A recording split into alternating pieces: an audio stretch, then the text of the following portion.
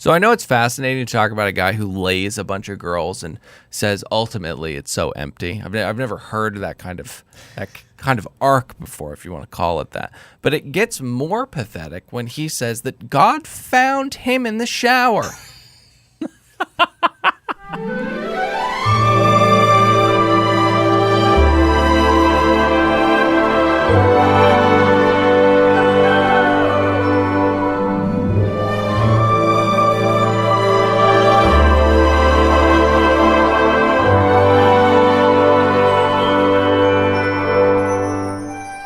Hi, hello, and welcome to another brand spanking new episode of another Bachelor podcast. I'm Dylan, saddled up next to one real Nicholas Davis. What's going on, everybody? Patrick, good to be here. the producer of the podcast, is here with us behind the glass. Anxious to get started. Okay. This is a little tradition we've had a couple times. We've done it.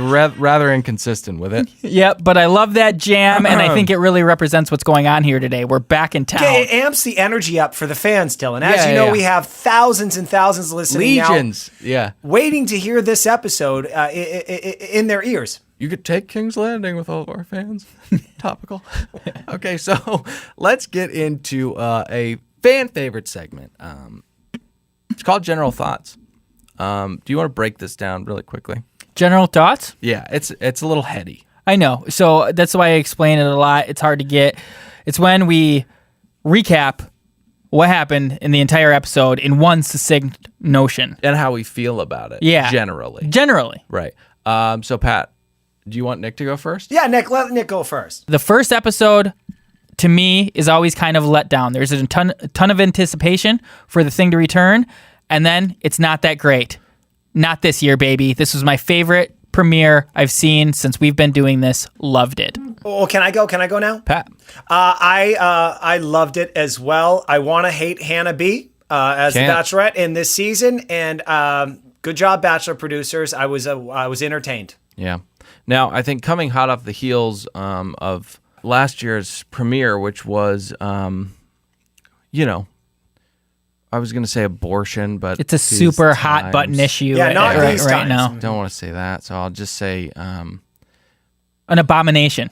Right. Yeah, like a catastrophe, but not an abortion. I think abomination's perfect because it's very similar, and it also has like the same like consonants, right? As abortion. Yeah. So I say it was an abomination. So that 3-hour fiasco. Right. So I think that this episode was better than that, but overall I didn't really like it. But I'm looking forward to this season because, regardless of what you thought about this episode, it wasn't 3 hours with live viewing parties. We finally got rid of the live viewing party. Right. It's a market improvement. I thought America does not need that ever again. Thought they nailed it. All right, let's get into it, guys. The journey all started in Tuscaloosa. We revisit a couple scenes and some footage that we've already seen before. Are you referring to the phone call where she discovers that she's the Bachelorette? Yeah, so that's the painfully awkward, very reluctant yes to Chris Harrison's proposal, and then demand. I'm telling you. Right. I think what that came across to me as, they told Hannah, obviously you're about to be the Bachelorette. A camera crew comes to your house. Yeah. They're going to film you. They told Hannah to act surprised. Mm-hmm. And she was acting too surprised. Like, I don't even know what you're saying. And he's like, bitch, I'm saying you're the Bachelorette. Get with it. We going to go through this for 9 months? That's what Chris Harrison was saying. What a strange take on old Chris Shitface Harrison. I would like to touch on something that Nick mentioned there, the faking surprise. We will see this throughout the season. She's got a little Taylor Swift in her. I can't believe that this is happening to me. Right. You all love me. I can't believe this. Yeah, like feigned bubbles. Yes, yeah. I hate that about Taylor Swift. Maybe it's the pageant history in her life that this is part of her character, but it's pretty gross, and this will get annoying throughout the season. Yeah, I mean, we've talked ad nauseum about the horrors of pageantry. I don't think it's going to go away anytime soon. I don't want to gloss over the horrors of pageantry, but I will say Hannah B's elbows are not near as sharp as those razor blades Taylor's got on the middle of her arms. Yeah. Just very sharp elbows. Yeah, she looks like Baraka. Right, so right at the top, I am relieved because she's walking through wheat. She's leaning up against a very dangerous-looking railway foundation or bridge or something like that. And she's calling out the fact that she doesn't know what she's doing. She doesn't know where to put her hands. And she's saying, I feel like an absolute idiot right now. Dylan, this part, which is 2 minutes in, right? I'm terrified for this franchise. She's already fucking up. She can't walk through wheat without... She doesn't even need to interact with anybody at this point, and she's confused. Hey, I'm willing to put a shekel on the fact that you could never walk through wheat. It takes a special kind of psycho to not call attention to the fact that cameras are capturing you candidly walking through a field of wheat. You guys ever run naked backwards through a cornfield? Kind of the same. Is that right? How so? Just corn and wheat. Pretty much was the only connection I made. All right, great. Half-baked, quote. So we go around and see some of the locals. A proud man at a hardware store and a little gremlin with a lot of eye makeup on. And then we get some horrifying video of... her pageant history. Yeah. I mean, she said it right there. She loved to perform, but in these pageants, she never felt good enough. Right. Hey, how about some community theater? All right? Not this fucking vicious machine that is the pageant industry. Yeah. God, it's disgusts me every time. I say it every time. It kind of had the black fading around the frames like forensic files. Like there was something horrifying about it. You know, like you knew something was going wrong. Even Disney, the most vicious beast there is, recognizes how horrific the pageants are. They're doing like they're framing it as a dark, dark thing. Yeah, it's subliminal. I will say I dropped the ball tonight looking up a Yelp review for that hardware store. Oh my God. If you hadn't brought that up, I wouldn't be so blood red mad right now. I bet there's some gold in there. Oh my goodness. I'm so sad we missed that. But alas, we need to take a quick break to hear a word from our sponsors.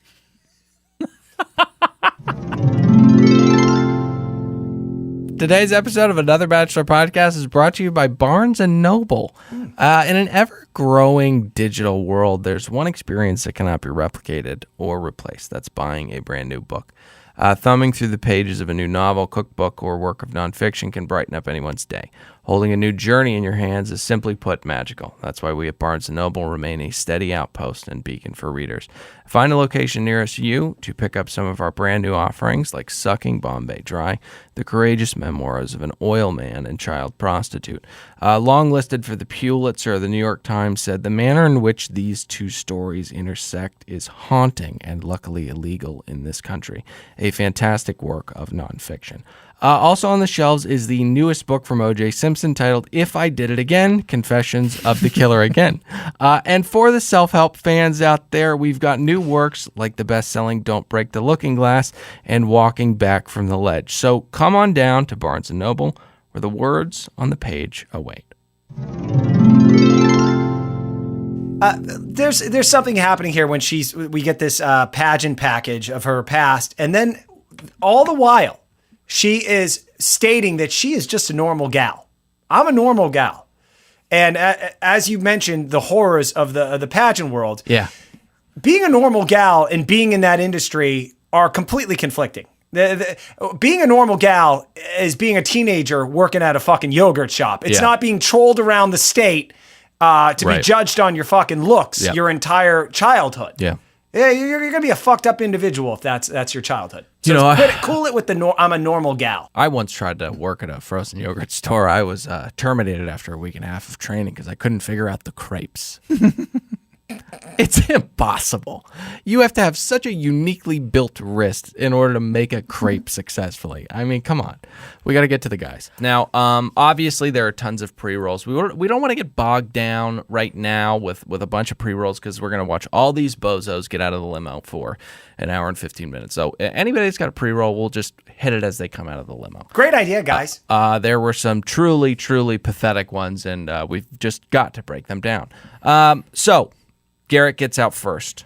Hey, Dylan, before the guys get out of the show up, they do this big music stab with Hannah coming out with her dress, and they do it where the camera starts at her heels, and they work the way up through the sequin dress. Oh, you're going to dress. comment on the dress? Well, no, I'm going to comment on that. We've seen her in that dress for 20 minutes when she met with Demi and Katie. Right. We've already seen you. Right. The drama is out the fucking window. You're saying they should have done a wardrobe change. Something. And I wish when they started from the feet and did the pan up to her face, they would have been playing the Golden Girls theme song, I think, because that was Rue McClanahan all over again. Rue, where you at? Oh, man. Next time, let me know that's coming, Nick. Pat, Nick is not supposed to let you know when we see sequins. You see the sequins, that should recall memories of you masturbating to an elderly woman in your youth. You should know. In the 1986, as he so eloquently put it the very first day. Yeah. New listeners, Pat used to masturbate to Rue McClanahan when he was a young boy. Thank you for being There we a friend. go. All right, shut the fuck up. Travel down There we the road go. and back again. But alas, It's true. he said You're 5 a seconds. pal and a confidant. I do love that line. Thank God. But alas, they did not play Golden Girls theme song. They played that dramatic music. And I actually had the same thought, like just the misuse of like trying to dramatize this. Last week at the reunion, when they had each Bachelorette come out from years past. Oh, Jesus. It was the most epic Hans Zimmer-esque soundtrack ever. Right. Really conflated. Going back to your rant, the importance of this bullshit position. Right. Yeah. Let's all remember the stakes are very low here. All right. Garrett gets out first. Golf pro. He wants to be her hole-in-one. Yeah. So, good pun. Is it really? Yeah, no. So a couple things. Golf pro means you work at a golf course or golf shop. Extremely misleading title. One of the more misleading titles in the job pool, I would say. If you say pro golfer, completely different thing. You're 100% right. Now, Dylan, not to get too nerdy with this, but it does mean that you train other golfers at some point. Yes, it means you are a coach and you probably work at a course or a store. And probably $150 for an hour. I don't know, for a good golf pro at a and nice you've club. probably smelled plenty of failure in your life because you're a golf pro, not a pro golfer. Driving around in that big truck that sucks up all the golf balls. Well, not quite there. What would you say? You got to be a scratch golfer, maybe two under to become a. No. I mean, you have to be under par at the hardest courses in the world consistently to even get a whiff at web.com. Oh, okay, and okay. That's before you even get to the PGA. And I just want to give a quick shout out to Second Swing. If you want to get some high quality refurbished clubs, head to secondswing.com. Head to secondswing.com. Use promo code APB. That's another. Excuse me. Yeah. The people who write that copy are going to get really pissed off at us. ABP. Another Bachelor podcast. Flawless. Thank you so much. New sponsors. I get a little. We're working on it. We're growing. Give me a break. Because I want to be as clear as day to our listeners out there. We represent that company. We are the front face of Second Swing. Some jokes are just for us. Now, Garrett, I just want to say lastly, has just a massive blemish on his forehead. And a lot of guys nowadays will move on because we've been on him for some time. But I do want to say a lot of guys lately are doing the haircut that accentuates a long skull. Mm-hmm. These peacock hairdos that look like Johnny Bravo really extend the forehead. And when there's that much space and that big a pimpy, it kind of just looks grosser. It gets laid a lot. It works. Lonely Housewives at his chorus, probably. Mike Johnson. Portfolio manager. Yeah. Initial thoughts hit me. I didn't like his little. We were up 4.7%. Yeah. Can I do a reenactment? Yeah. All right, so this is one of the prepackaged guys. They cut to him out at a park or something, and he's on the phone. He's like, "What? Is it going up 8%? Buy all of it." Oh, okay, Mike. Okay, Mike. Sure. Yeah, no, it was We're funny. buying all of it. It was one of the worst. It was one of the worst candids we've seen in some time. They want 5%. I don't wake. I love people that go. They'll go like, I don't wake up for less than 10%. How many times have you heard people say that? I watch. It's a $1 million listing. They will. That's kind of a line they have. Like, I don't wake up for less than 10%. Okay.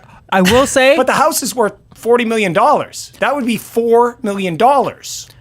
what was the show you just said? $1 million listing. Speaking of $1 million listing, Such a specific gripe. speaking of $1 million listing, that actually made me think it was Love It or List It, which is a little preview. I'm not going to get ahead of myself. Snap. To errors and omissions. Errors and omissions. I got one. I know that I messed up big time last episode, but we're gonna get there. So I've got a few things about Mike Johnson? Yeah. Oh, okay. Yeah. Just as long as we're not moving on from Mike Johnson, No. you can say your things. We are talking about Mike Johnson right now. I got a couple things I don't like about this guy. First, don't ever need to know the last name outside of a work conference or, I don't know, a deposition. That's not how you introduce yourself to people. You say, I'm Dylan. You say, I'm Mike. You don't say, I'm Mike Johnson. It's insane. I got to disagree with you there, Dylan. That's why I like to introduce myself as Nick Davis, La Crosse, Wisconsin. Yeah, and you don't do that, though. You put a few libations in me on a Friday night and started introducing me to people. Nick Davis, La Crosse, Wisconsin. Yeah. Number 2, eyebrows. Don't like the eyebrows. A lot of waxed eyebrows tonight. Very on fleek. Number 3, he says, I have the 5 C's that make up who I am. Did you guys catch this? I didn't. How could you not have caught this? Indulge us. He says, I have 5 C's. Then he lists them. Character, charisma, or character, charm, consistency, compassion. He lists off a bunch of fucking... And charisma? I'm now curious what the 5 are. I don't even know what the 5 are, but I do have to say, you're not a burgeoning medical supply company, okay? This isn't a PowerPoint presentation. You're a human being, Mike Johnson. Just say Mike. That's it. I think you've made a pretty good point here. I on the 5 C's, I have, I'm just trying to do 5 off the top. Cataracts. Okay, so let's get to Jed. Jed is ugly. Yep. Jed is ugly. Yep. I think he's just a victim of that Johnny Bravo hairstyle that you There we go mentioned again. before. Yeah. He was like exactly what I was thinking of. Absolutely. And I can't quite put my finger on it, but it's a follicle pattern that kind of dances around the head, and it makes me uneasy. It's like a Wolverine type thing, and then we'll get to the guitar later. Dylan, what you're hitting on is guys that spend too much time in the mirror fixing their hair. That's what's bothering you. If we're to get to what is, well, I know you. It's a small head and a lot of follicle. There's something wrong. I don't like it. Are you guys good on Jed? Can we move on? Well, I'll say he's here for all the wrong reasons. Musician, we got to hear him play a fucking song, not to get ahead of ourselves. Yeah. Right in the first 24 hours, because he might be thrown out. I don't like this, and his shitty open line with her is, I think he says something like, "Her smile's worth every mile of him coming there." Yeah. Okay, great job. Tyler C. For the sake of the audience, we should probably acknowledge that there are dudes here with the same names, and we should Many. probably get some clarity. There Many. are 5, right, Many. Nick? Mm-hmm. What are the 5 names? If Nick knows this, I don't. I do, in fact, luckily have this written Nick down. brought this up before we got in here. He said, guys, have you noticed how many double names there are? I'd like to bring this up on the show. Wherever you feel natural, please interject this as a talking point. That's what I said. Yeah, I should have added, and I'll list them off, evidently. Mm-hmm. Anyways, the 5 names we have 2 Connors, 2 Johns, 2 Lukes, 2 Matts, and a Mateo, and 2 Tylers, which accounts for a third of the cast. There's more guys' names than this. It's insanity. Thank God she got rid of a couple of these duplicates at the end of the episode. Not to get ahead of ourselves. In a couple instances, the wrong one, in my opinion. But again, not to get ahead of ourselves, but she sends home some really great guys. I agree. My wife was very upset. Some really great guys, but we'll get there.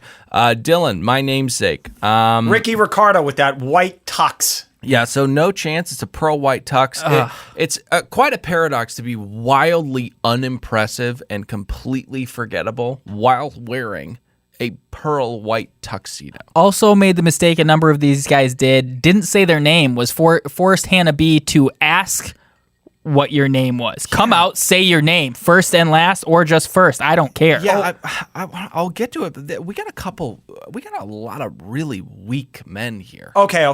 Can I probably coming in with this? It's coming in hot, but it's probably a little too early as the limousines are showing up. Yeah.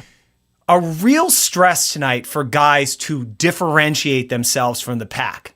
Hey, asshole, just because you show up on roller skates doesn't mean that's going to help your case. Like, show up, be good looking. Tell her I can't wait to talk to you, and then get some time with her later. You showing up with playing like ping pong balls out of your asshole ain't gonna help you. I'm getting ahead of myself. I'm sorry. Yeah. I hate that. There's like a fine medium. You don't have to be off the wall, but the winner of the last season of The Bachelorette was she was also the hottest, but she brought out butterflies. Cassie, yeah. And I never mentioned that she said she had butterflies in her stomach, poured out that box of fake butterflies. I hated it at the time. But Colton picked one up and put it in his coat pocket to keep it, and she ended up winning. I actually thought it quite beautiful in hindsight. Yeah. So you didn't like the box? Oh, I love the box. Okay, we'll get that. All right, Connor, just what a man. He's a front runner for me. I think he's a little too normal. This is the Connor that does not speak French. Okay, there's a dude that jumps over the fence. That's this one. That we're this talking about. Connor. Okay. He's the one that was on the after the final rose, and he was very tall, and he brought out a stool so Hannah B could be eye to eye with him. Love him. I thought the fence. We talk about measured wackiness entering. I think that's measured wackiness. I agree. I think that's measured wackiness. Bravo, Connor. I think you're going to do well in this competition. Then we get Devin. He's a liar. Oh yeah, talent manager living in Sherman Oaks. I pretty much live in Sherman Oaks. Talent manager, dude. What's that mean? What's that mean? I'm sorry. I'm coming a little hot there. I think he's got a briefcase full of bullshit. I think he probably works at Starbucks part-time. Okay. Has probably puts ads out on Craigslist for his friends to see if he can get him acting gigs. I don't know. Yeah. Pays too much for weed. Yes. I wasn't that fired up about it, but I completely agree. Yeah. It's very easy to call yourself a talent manager in this town or in the valley, which is next to this town. Yeah, no. We got a bunch of assholes.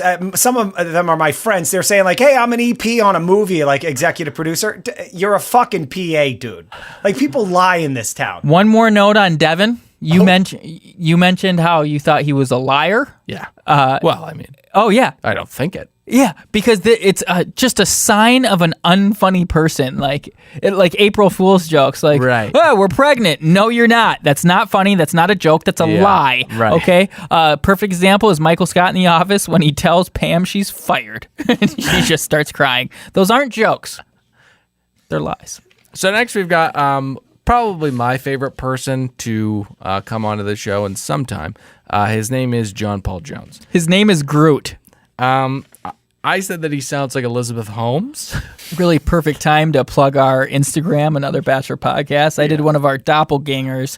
This is Meredith Palmer's son in The Office when he was growing up. And you could tell at a young age the kid had the rage, and he has still got that bottled up there. When he was worried about not getting a rose, I don't want to get ahead of myself, I was fearful. Yeah. Hey, maybe we're all on the same thing, because Nick, I didn't know you were going to come through with that. But he looks like in central casting, he'd be the rich, snobby kid in like a teenage rom-com. Like his face is perfect for like he's a little edgy, right? Some anger issues, and like I don't know. Yeah, like the how about them apples guy in Good Will Hunting. Matt Damon? No. Oh yeah, exactly. Right. In the bar when Yeah. he says that. Yeah. Oh yeah, that's wow, great job, Dill. Thanks, man. You're just in here quoting Hayek or whatever he says, some economic stuff. I don't know. Great scene. Also, I should mention, because this may come up later in the season if Jon Paul Jones is allowed to stay, some of our older listeners would realize that it's the same name of the bass player of the greatest rock band in history, Led Zeppelin, Jon Paul Jones. Now, I jumped on Mike Johnson for this. I think that parents need to kind of take a step back and recognize that they're naming a human being. Don't give your kid 3 first names and 1 first name. Don't do that. Mm-hmm. And don't name your kid Chasen. Don't ever do that. I think parents should spend a little bit more time choosing names for their children. I was at a cocktail party a few years back, and I introduced myself to a gentleman, and he said his name was Peace. And I said, my name is War. And he said, never heard that before. And he was like, what are you good for? I would bet dollars to donuts that John Paul is Catholic, and he was named after our Pope, our former Pope. Probably. So, yeah, I have a huge problem with your whole theory. Specifically related to John Paul Jones. But yeah. Yeah, but I mean, we all know that the Catholic Church is stupid. You know, they would do a bunch of stupid shit. I will just say the tenets of the faith will lead you to a fulfilling and morally upright life. Some of the politics involved in what's going on in the church, not great. Let's leave it at that. I know. What do you do, though, when people who are supposed to be leading you in achieving the goal of living out those tenets are shoving their cocks into the assholes of little boys? I was going to say It's a tough spot. It's a tough spot to be in. I was going to say raping young boys, and I was like, no, that's too crass. We go through a rigmarole of, as I mentioned, like very Quick ones. very weak men. They all get very nervous. Brian, the math teacher. Brian, Too jokey. Mateo, 3 very weak men. I mean, I call them the forgettables. There's about 5 or 6 of them. Scott, the nervous software salesman. Yeah, that means he works at Best Buy, by the way. Okay, so they literally have a 0% chance of winning the competition. Scott would have been okay. He was he was kind of plugged in there. He was nervous, but I think he had a chance if what happened. Right. Getting ahead of myself. You know who has a better shot at, I said that they have a 0% chance of winning, but they have slightly more than that. A guy that has 0% chance of winning is the self-proclaimed box king of, I don't know, Hoboken, wherever the fuck he's from. Chicago. Is this, I forgot his name. Is it Gerald? Joe Barsano. Okay. Joe Barsano, the box king. Now, when a box that size gets rolled in on a forklift, I would think that you'd be very excited at the prospect of what's going to come out of that box, because we only see incredible things pop out of boxes that size in movies and TV and stuff like that. And out comes Joe. And I don't know if I would cry, but I would be absolutely devastated if that little man came out of that box. Well, do you notice he kept the whole box theme going when he got out of the box and he walked up there and he said, you check all the boxes. Get it? Get it? I came out of a box. I work for a cardboard box company, or my family owns it. And now I just said, you check all the boxes. Get it? I want to get in your box. He should have ended with. He was another guy who had a pre-roll package, and I got to disagree with you. I think he started his box kingdom on his own. I think he's a self-made man. I really like this guy. I loved his enthusiasm, love his smile. A lot of people on the internet were comparing him to Grocery Store Joe. I thought he reminded me more of Garrett, just that childlike enthusiasm that seemed to not wane. And he didn't make it long, but he did a hell of a job of branding. I looked up the Box King website, I'll tell you that much. Did you really? Yeah, I even posted a picture on our story of him with a dolly with a bunch of boxes on it as the Box King. If you had ventured into that website a little bit further, you would have found out that it's a family business. He's not a self-made man. His father. Oh, I knew it. His father is the Box King. Well, I mean, whatever's higher than a king. A god? He's the box god? I guess that king retired. I didn't know you could in a royal family. But so he is the box prince. What a fucking liar. Okay, can we move on to Connor J? He is our second Connor, and he is of mixed heritage, Asian and Iowan. Not good looking. Oh, I disagree. I think he's very handsome, and I think he's probably like a solid person to date or to marry. I mean, he seems very, very smart. He seems career-driven. Has enough confidence to get in front of a boardroom and say, guys, let's go attack the day. But I do have one qualm.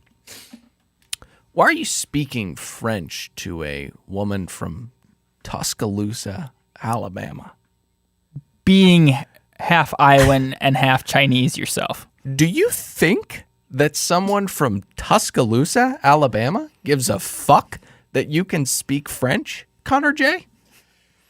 All right. So I have some thoughts on this. First off, this is why you're not going to last too long if you keep this up. This worked for Rachel Lindsay because she's an idiot. When Brian Absoloa, whatever the fuck his name is, started speaking Spanish to her. Not bad. She fell in love with that. Hannah is going to be intimidated by this because it's going to make her look dumb. And Hannah wants to look smart and in control. So keep doing this, dude, and you're going to not make it through episode 2, all right? Cool it with the Frenchie shit. Yeah, I mean, know your audience. She is not an insecure book nerd from, like Brownsville. This is a woman from Tuscaloosa, Alabama. Do we want to cover anybody else before we get to my mortal enemy? All right, so there are a couple bad picks here, and I think they get to stay, I'm pretty sure. My guy is Jonathan, the waiter. He brings in a pizza. It looks like Arnold from Different Strokes. To me, personally. I don't like him. I don't think he's going to be around long. Different Strokes, huh? Yeah. Now the world don't You don't know this? to the beat of just one drum. 1990. Might be right Pat. for you. Might not be right for some. A man is born. Anyway, he's a very short man. He's very diminutive. And somehow he got to stay. All right, wait for the... Different Strokes. Different Strokes. Strokes rule the world. Anyway, we watched the ending. I was like, my pulse rate was going up. He got to stay. Who was in Different Strokes? Gary Coleman, that's who I'm referring to. Got it. That was... Yeah. What you talking about, Willis? That's right. Oh, my God. That's Different Strokes. So ABC's The Bachelor? Yeah. I did just want to mention Grant. Whose idea was it to have unemployed on the Chiron? Make up anything. Go aspiring something, a la Alexis. Don't have unemployed on there. Right. Aspiring home cook. Mm-hmm. It's when you get labeled that at the beginning, you know you're not going anywhere in this episode. Well, I would say if you come in eating food, you probably know you're not going anywhere. Oh, I would love a hot dog right now. Me too. Wiener Schnitzel was only on Uber Eats for 6 weeks, and now it's gone. You know, Wiener Schnitzel is absolutely delicious, but it is quite a dangerous game of roulette you're playing, Russian roulette, wherein if you get a bad batch, you could be, I'm not talking about soft serve, I'm talking about rapids, I'm talking about whitewater, I'm talking about gas that has body. It's in both forms. It's both solid and gaseous, and it has a color to it. It's not clear. I must be the unluckiest man alive because every time I've played that game of Russian roulette, I've took the bullet. Yeah. I remember one time I had Wiener Schnitzel before going on a church trip, and I was seated next to the love of my life, my high school crush, the first lady I'd ever fallen in love with, and I farted so many times that she moved, and I had stains in my pants.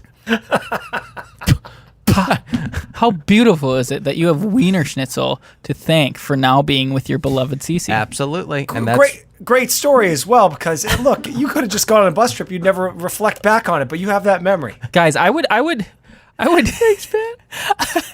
I would implore us to talk about ABC's The Bachelorette. So let's get to my mortal enemy. Now, a little bit of drama, a little bit of tension between me and Nick, because Nick has already accused me of hating Luke P. because of my body dysmorphia. Now, listeners of this show well know I absolutely hate my body. But my hatred for Luke, my violent, furious, active hatred for Luke, does not stem from hatred of myself. It stems from really hating this guy. I'm Luke, I'm 24, and I live in Gainesville, Georgia. I like to think I'm a good-looking guy. And when I was in college, a lot of the girls around me thought so too, and I definitely took advantage of that. But I just was getting a whole lot of emptiness. This emptiness overcame me, and I had an encounter with God. I was in the shower, and God was speaking to me. I realized that I wasn't the man that I wanted to be. And I've been working on being the husband that I want to be for my future wife. Can I give the cliff notes on that little clip? Yeah, I mean... I went to college. Some girls were into me. I date raped a couple. Felt guilty about it. Yikes. Found God. He's forgiven me. Yeah. So here I am. So I know it's fascinating to talk about a guy who lays a bunch of girls and says ultimately it's so empty. I've never heard of that kind of arc before, if you want to call it that. But it gets more pathetic when he says that God found him in the shower. Holy shit. The first thing that he says is he fucked a lot of girls. Yeah, the first thing he says is, I think I'm a good-looking guy. Oh, excuse me. And you know, a lot of people didn't disagree with that thought. So I haven't checked the tweet sphere, but I would imagine, I'd like to poll you. Does America absolutely hate this guy? Because he's clearly the worst. Oh, yeah. Even people who, in their own right, suffered from some douchebaggery, like Nick Viall and Jordan Kimball, both think this guy reeks of narcissism and throwing shade. Yeah, Nick Viall chiming in. Right. Yeah, and we'll get a fight between him and the other Luke later in the season that looks fairly intense, but I think the standing over and the yelling is going to be the climax of it. I don't think there are going to be any fists thrown at all. But we've got to move on because we'll get to Luke in a minute. Can we get to Cam? Oh, boy. Yeah. So let's talk about Cam. ABC, dude. Yeah. Always be Cam. As you know, he won the, I don't know, whatever rose was handed out at the finale. 3 months ago, she got to give a first impression rose, the first impression rose, to a dude that showed up on stage. He got it. Mm-hmm. Yeah. So he has, again, zero chance of winning this competition. I think it's rather telling of how white this cast is when there was an earnest conversation about just why he's so good at rap. Oh, I hate this bastard. And his explanation was, as we just mentioned, ABC, always be Cam. Right. And he swiftly received a cease and desist from Disney Corp after that. Yeah. Like, no, we are ABC, the Cut it American out, broadcast. Can we move to Matt Donald?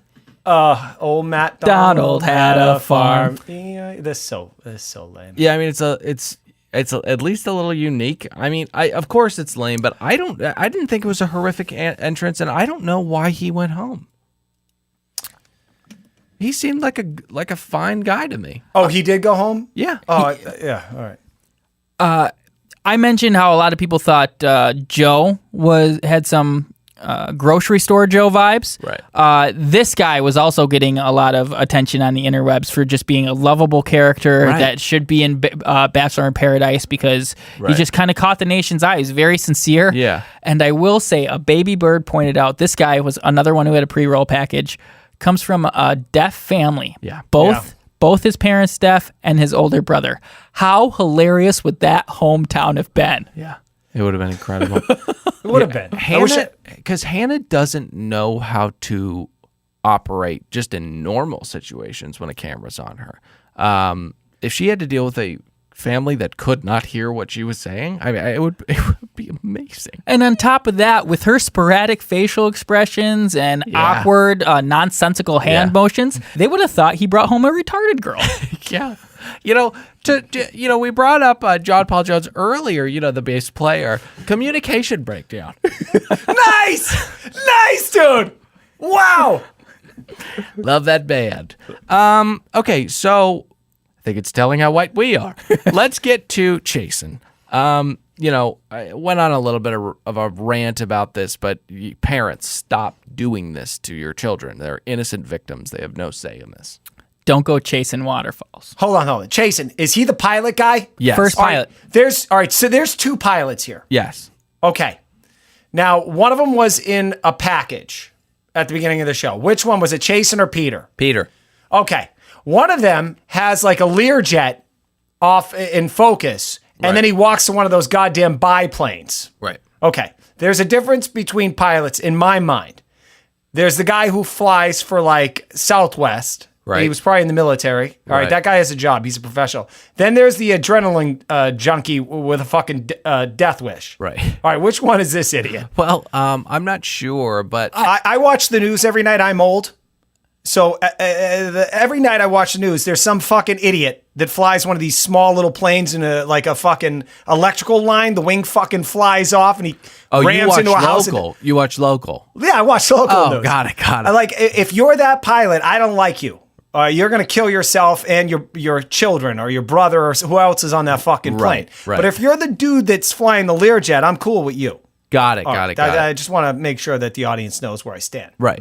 But yes, if you have your pilot's license, you can rent a plane at your discretion. It's probably not cheap, but you have the ability to do so. Rob Riggle, he's a pilot in his own right, and he told a story on WTF that when he was in college at Kansas, he had his pilot's license, and that was his first date move. He'd take the girl up in the air and just land in a field somewhere. And I just have always thought that was just the dopest move ever. Like, unlike singing a shitty falsetto to a woman you're trying to impress. All right, we'll get there. Oh boy. hard disagree. So do we need to cover anybody else? I think Peter's I think he's going to go far in the competition. He's a normal looking guy, and he is a pilot.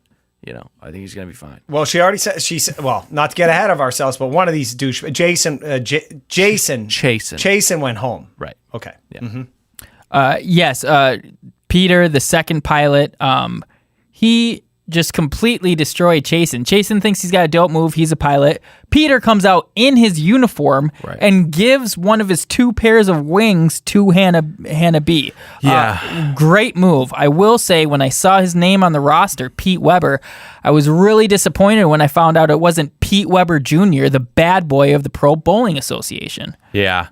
I was disappointed as well. Because I, just like you, thought that that's who that was going to be. Great television is Pete Weber Jr. They're synonymous. Now, can I say, I do feel bad for Chase, and I feel like he's another guy, although what a silly name. I don't think that he should have gone home. He's a fine-looking guy who was completely level-headed. She let a guy who's a waiter who brought in a pizza stay. Right. Yeah. She let a talent manager stay. Yeah. She let Garrett stay. Unemployed and eats hot dogs. Maybe they didn't get time with her. I don't know. That's a producer move. You guys, I think he lost it because the producer's like, you got to pick a pilot. I think that's what happened. Okay. And I will say, what do you think the chances are we see Peter, the remaining pilot, take her up for a flight this season? On the wings of love, only the two of us. Wow. That was beautiful. That was really, really good. Better than Jed. Okay, let's get to the night date. Night date! Oh, wait. This is after the limousine entrances, and then Hannah has to come in and make her first speech. Yes. Oh, okay. Exciting. Yeah. But before that, I mean, she should know that there is no God because of the horrors that she's seen in the pageant industry. But alas, she does pray, and that's faith. That's what she was doing, dude? Yeah. She was walking around talking to herself? I likened it to, did you ever see that movie about Sarah Palin when she had her first debate against Joe Biden for vice president? The HBO? Yes. Yeah. So good. Yeah, Raylan Palin. Oh, wait, that's a different one. Okay, so she does do... she does do great with the toast. And I think that we can put that in our rear view and stop laughing. She didn't do that great. I thought she did fine. No, she didn't. She walked out. She had pre-prepared lines, and she still flubbed them. I was still nervous for her and this franchise at this point. Later on, I turned the corner on her. Oh, we'll get there. Yeah. So Luke takes her first. This is false bravado. He grabs her away from the other men because he is a pack animal and a mouth breather. He says, "You're the most beautiful girl in the world." Now, that's a lie. If he professes to be as massive and thick a cocksman as he is, he's probably said that to myriad women. Yes. He is disrespected with his penis and thick naked body in the past. Also, eyebrows. Are these waxed or not? I think they're waxed. I think he waxes his eyebrows. If you say so, Dylan, I will say he is definitely a guy who works out that much, spends a lot of time in the mirror staring at himself. Absolutely. He's definitely a hateable guy. I think this is maybe an opportunity to say who you think will go the distance and at least make the top 5. He's definitely going to be one of them. I hate him. He's a narcissist. Yeah. All he cares about is his looks. This is a play for The Bachelor. Right. Total scumbag. Yeah. Absolute scumbag. Now, the problem with eating 10,000 calories and working out 3 hours a day is that what it naturally does, even if you are strong, is it boxes your body out and makes you look like like a slab of brick. When you put a suit on something like that, I mean, it doesn't matter how well tailored it is. You look like an absolute moron. He's got this thick, dumb suit on with this fat purple tie, and he thinks that he looks good. That's the exact reason Joe Rogan told the UFC he refuses to wear a suit jacket in his post-fight interviews inside the octagon. He he'll only look wears ridiculous. the button-up. Yeah, he looks like a troll. Yeah. For the last couple seasons we've been doing this show, I'm a little older than you, and males in present day have they've taken a little turn for the feminine, in my opinion. I'm happy to say, for the most part, this cast has not been a bunch of, I don't know, overly emotional guys. Usually get guys that are a little too emotional, and then you get a couple meatheads. But there was one moment right at the halfway mark through this show. Do you mind if I play a clip of a moment where a straight guy with balls, things that we never say to each other? Yeah, of course. Can you imagine waking up every morning next to Hannah? That'd be sick. Taking her to dinner and it'd be incredible. Yeah. But knowing that you're fighting for one girl amongst awesome guys, you really have to step out and show who you are. Hey guys, I don't want to sound like homophobic or something like that. I don't know what this guy's sexuality is. No, but that's something a guy has never said in front of a group of guys about a girl. Yeah. In my opinion. Right. And he was a little soft too, but just compliment all these awesome guys. Hey, we're all gonna date the same girl. Can you imagine waking up to her every morning, getting to bring cut flowers outside and putting them in a vase and delivering them to her, and then making her breakfast and laying down and read the newspaper together? Yeah. Wow. Could you imagine how awesome it would be to make pancakes and then sew a quilt next to her and then put that quilt over us and watch Riverdale all night because it's her favorite show? Can you imagine going on Groupon and picking out ooh, we're gonna go whale watching today, or I heard there's a new deal at the botanical park in Pasadena. Oh, that'd be lovely. Hey, so we have to move on from this fun little game. Do we want to talk about her first bachelorette party thrown by the French-speaking Connor J?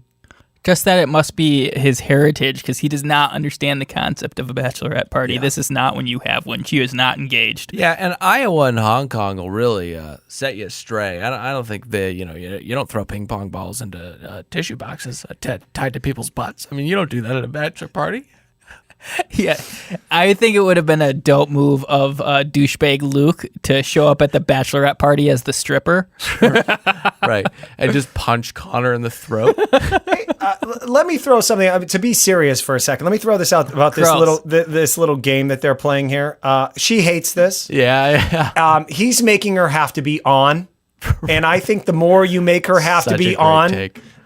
she's gonna hate you. Oh, that is such a phenomenal take. Thank you. Yeah. She honestly, the moments of relaxation and kind of low heart rate she can have in this show, Yep. the better. That's what she's looking for. The more comfortable you feel, hey, let's go eat some ice cream and turn the lights off. Okay, so let's move on to Ryan. Now, really quickly, there's been a lot of controversy surrounding this young man. Ryan's the guy who showed up in the roller skates. Yes. Believe he was sent packing. Now, Ryan, a couple texts got released from a woman he pursued in the past.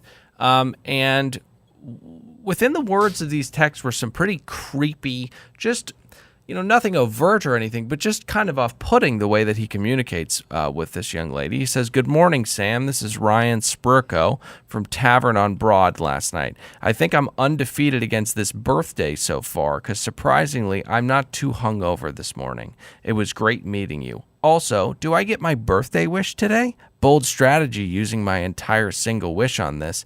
But, as the kids say, you gotta risk it to get the biscuit. So here goes nothing. For my birthday, Sam, I wish for a nice casual date. No expectations and nothing crazy. Ideally, over something that I hold most dear in my heart. You guessed it, ice cream. So the ball is in your court, Sam. All I need..." He sent this to a girl he met The night before. Okay. "All I need to know is if my one birthday wish can come true, and if so, we can pick a day for the most romantic casual ice cream date of your life." Okay. I would hate to read a Yelp review from this guy. I have some thoughts on this. Thank God I'm off the market. I don't ever have to send text to anybody.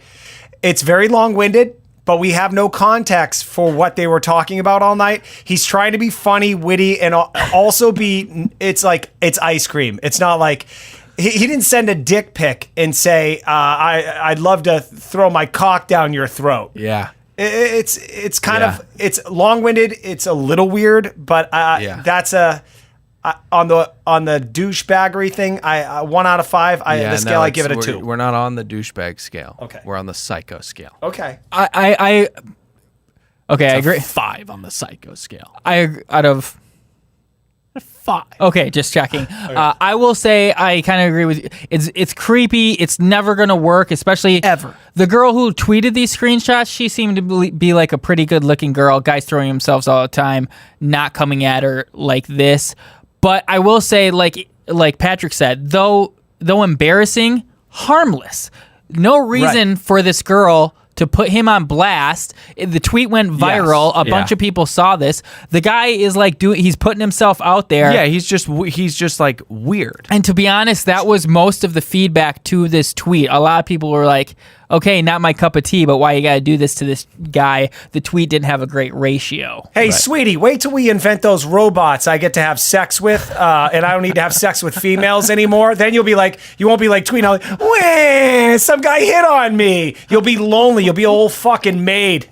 You're saying that women should be careful because in the future, guys are just going to be buying up fuck robots, and we're not going to have sex with. We're not going to pay attention to you.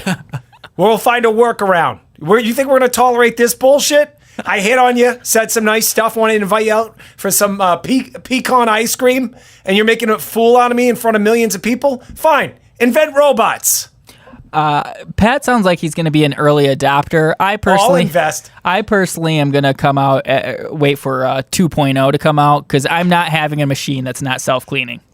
Yeah, and also, I mean, you don't know what happens in the first kind of patch. Like, they could correct some pretty violent stuff coursing throughout that robot. Seems pretty dangerous. It's just like self-driving cars. It's not going to get to market unless there's a very small chance it'll kill you. Yeah, I mean, or rip your dick off. I'm confusing, Legend and iRobot. But Pat letting one of these sex-crazed robots into his house, version 1, sounds like an innocent German Shepherd named Sam could wind up pretty fucking dead pretty quickly. Or pretty satisfied. Okay, so we have to move on to more night date. Cam, ABC, once again. Strong showing. I'm confused about what Hannah's thinking. He got the first kiss. I think it's telling that production doesn't put any weight on this at all. You want to talk about music stabs and camera angles and stuff. This is the first kiss.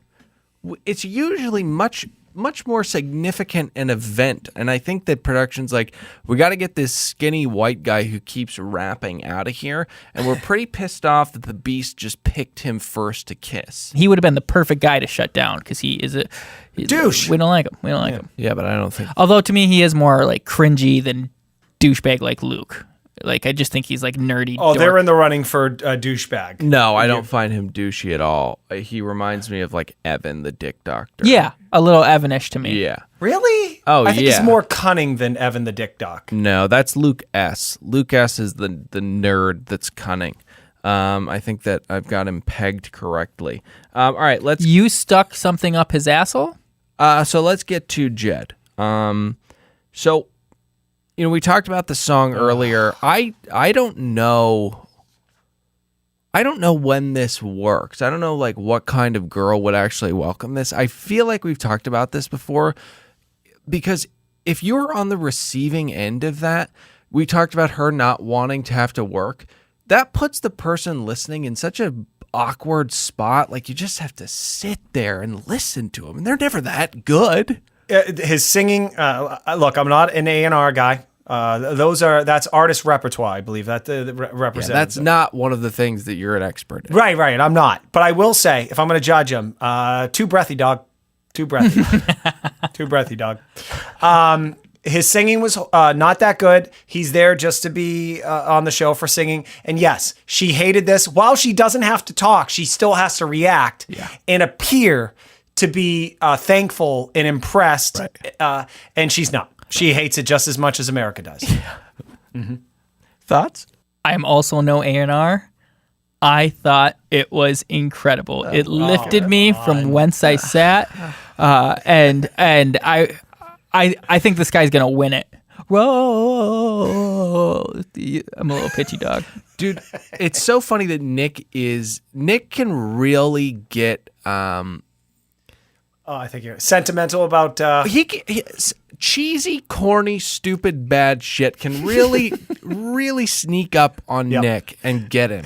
There was that terrible ukulele kid that sang that Conor McGregor song that went around the fucking world 9 times. It touched him. Nick was absolutely floored by the quote-unquote beauty of that song. There's only one Conor McGregor, and there's nobody better. He's gonna knock out Floyd Mayweather because He does it in the Irish are too. coming. That's pretty He does good. the Irish thing too, which makes it worse. It tells the story of his career, Pat. We'll listen to it after the I'd show. love to. Look, we all have our sweet spots. Yes, who we do. are we to judge? That's a great point. Let me emote, you fuck. Demi and Katie. Now they are here. They are there because Hannah, quote, asked them to be there. I don't want to don a tinfoil cap or anything, but I don't think Hannah asked them to come and do that whole thing. You don't think so? I don't think that they did. And you guys can call me crazy. I think I've found confidence in that stance, and I'm willing to die on that hill. I think ABC introduced the idea to Hannah, and she said she agreed to it because, as we talked about, they're not confident in her holding up this season. So let's bring in some extra characters. Now, actually, let's think about the production of this first episode. All right, let's look at Colton's. No faith in this motherfucker for being able to pull this off. So his first episode was a 3-hour thing where we were cutting back because the guy's energyless. Guy totally sucked. I hated Colton's season. This was their mild backup plan for Hannah. If she could not pull off the first night of talking to the guys, they'd have Demi, who's good on her feet. So I think I'm agreeing with you, Dylan. Is that what you're saying? Yeah, well, that is what I'm saying. I'm saying that there are Svengalis at work. But also Katie is a nothing burger. I mean, Oh, no. a nothing burger. She brought nothing to this. So they're there to hunt a man named Scott. Okay, so you ever watch the show Bar Rescue? I think it's on the Spike Channel. This is your life! Get out of here! I like how they let a stranger show up to your bar and yell at your wife and your employees at 20 years. You're a loser! That's my son. He's a bum! This place would have failed if you keep doing it! That's Wow! Pretty good Taffer. Thanks. But anyway, this is very Jon Taffer. Every episode of that starts out with a van and then cameras on the inside, like the people working at the bar didn't see those cameras installed. Right. Anyway. I love that.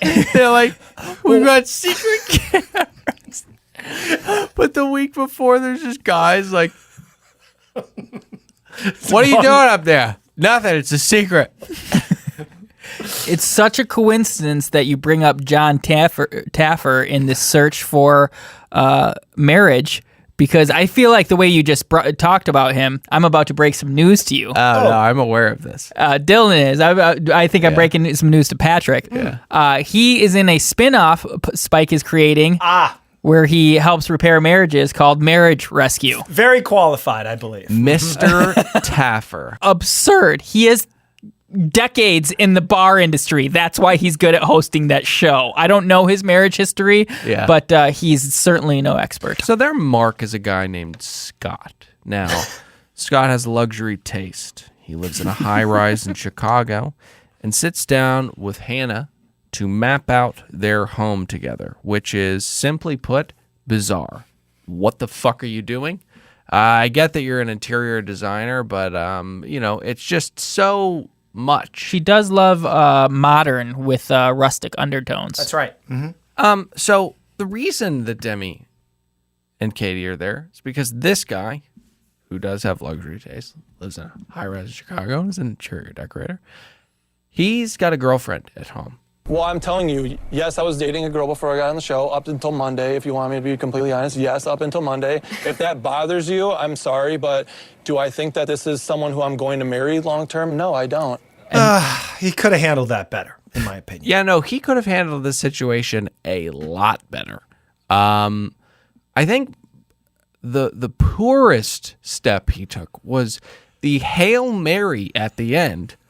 The last shot to, I don't know, salvage his time on this show is what he thought this was going to do. That or knew it was over and just light the fucking bridge on fire. You think that's what it was? I'm a little torn because if it was a Hail Mary, that's like throwing the ball backwards. I don't know what you're hoping to accomplish. I hope he was just trying to go down in flames. Pat? Here's the clip. If you want to get this upset with me, it's totally fine. But I could also say that you just dated Colton for the last, 2 months, 3 months. Like, you were just madly in love with him, and then all of a sudden, now that this is, the same exact thing. Okay. It's not the same exact thing. It's pretty similar. I wouldn't say it's the same thing, but it's similar. Oh my gosh, you are such a jerk.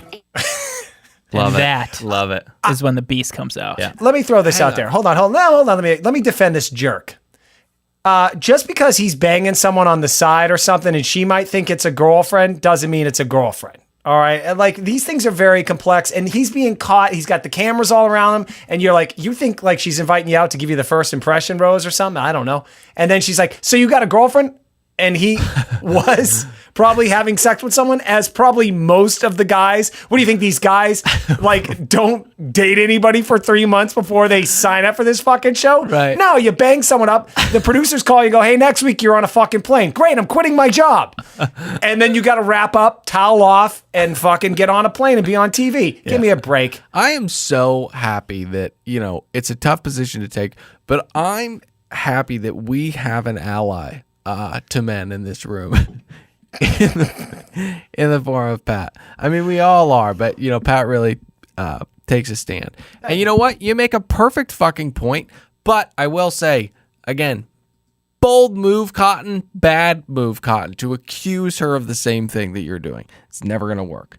Nope. I was proud of her, though. I mean, she fucking stomped on his throat. She did. This was the turning point, in my view, of Hannah being a very weak bachelorette, probably having to have a lot of help with producers to just kind of figure out ways around her to make her stand up. No, she actually had her own thoughts. I thought she was being real here.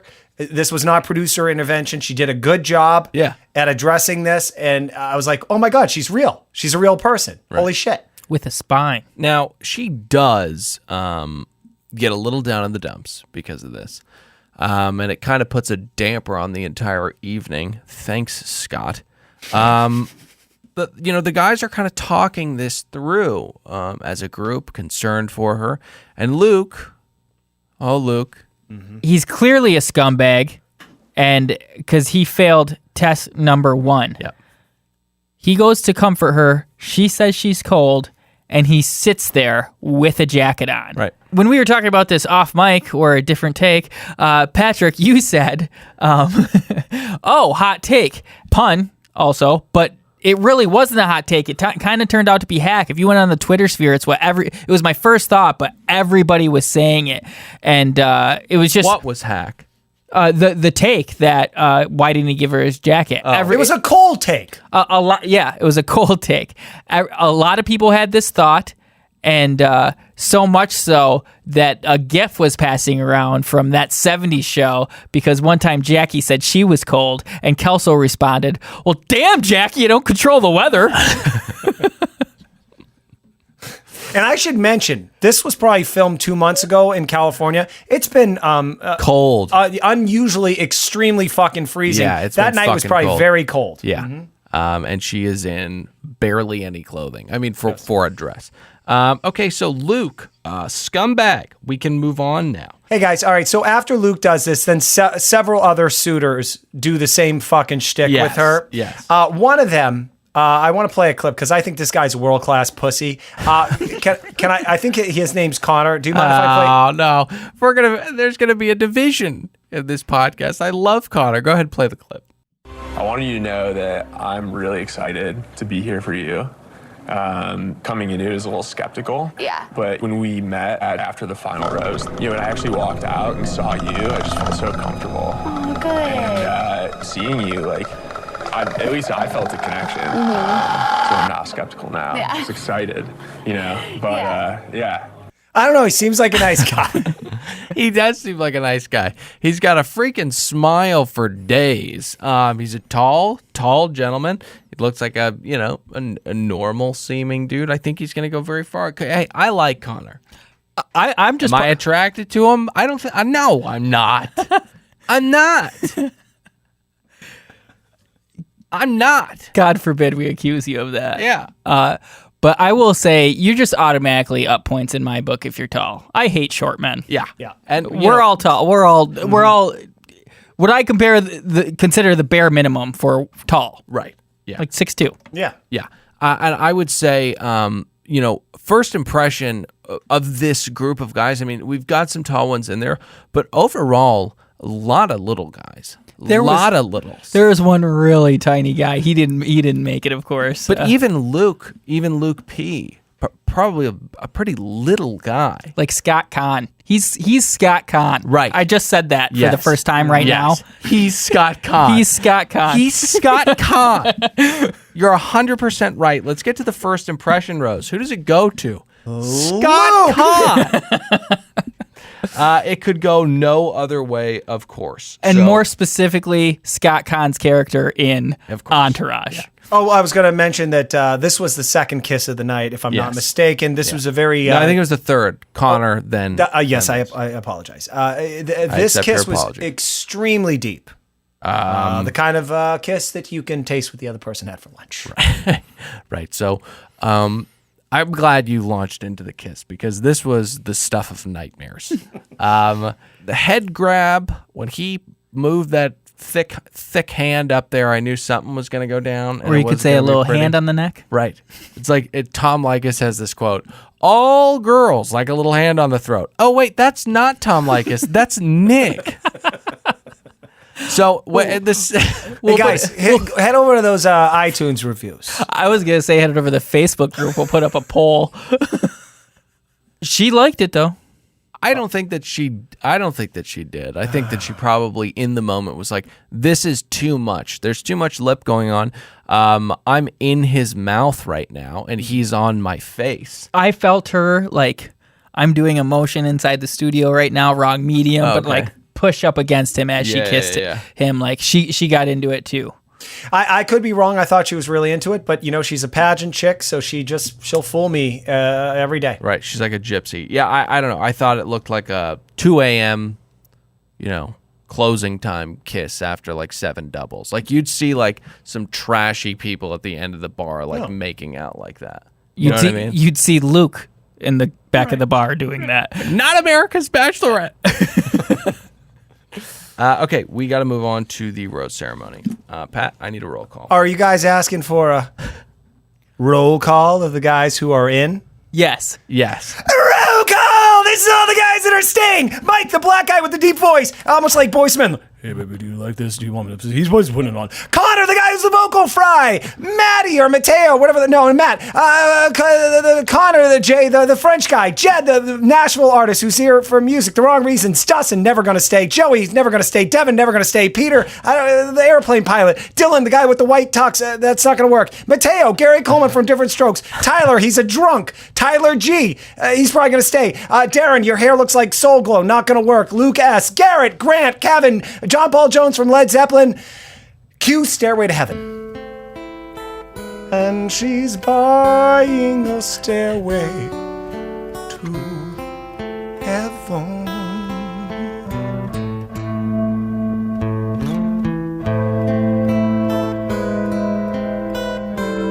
Hey, Pat, Yeah. can you tell us who went home?